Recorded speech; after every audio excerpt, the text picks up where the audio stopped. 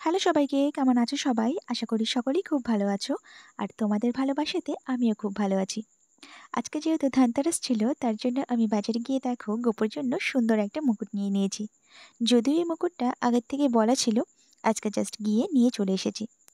রাত্রে যেহেতু পুজো ছিল, তার জন্য আমি দেখো এখান থেকে একটু মিষ্টিও নিয়ে নিয়েছি। আর গোপুর মুকুটে দেওয়ার জন্য একটা ময়ূরের পালক এই কাকুর দোকান থেকে নিয়ে নেওয়ার পরে যে দশকর্মার যে বাজারটা ছিল সেটাও করে নিয়ে বাড়িতে চলে এসেছি। আর বাড়িতে এসে ফ্রেশ হয়ে দেখো আমি বসে পড়েছি পুজো করার জন্য। আর আমার লাড্ডু সোনাকে দেখো আজ কি সুন্দর দেখাচ্ছে, তাই না? আমাদের বাড়িতে যে গৃহলক্ষ্মী আছে, আমি তার সামনেই আজকে আমি এই ধানতেরাসের পুজোটা করেছিলাম। পুজোর তো প্রচুর নিয়ম থাকে, কিন্তু আমি মনে করি মন থেকে যেটাই ভগবানের উদ্দেশ্যে করা হয় সেটাই ভগবান গ্রহণ করে।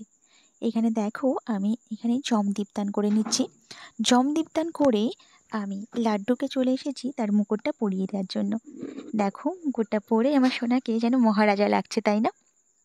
যেহেতু দামোদর মাসও পড়ে গেছে, তার জন্য আমরা সকলে মিলে এখন এখানে দেখো দীপদান করে নিচ্ছি। এই মাসে নাকি দীপদান করা খুবই শুভ। তোমরা কারা কারা দীপদান করেছো অবশ্যই জানিও। দেখা হবে নেক্সট একটা মিনি ব্লগে। টাটা।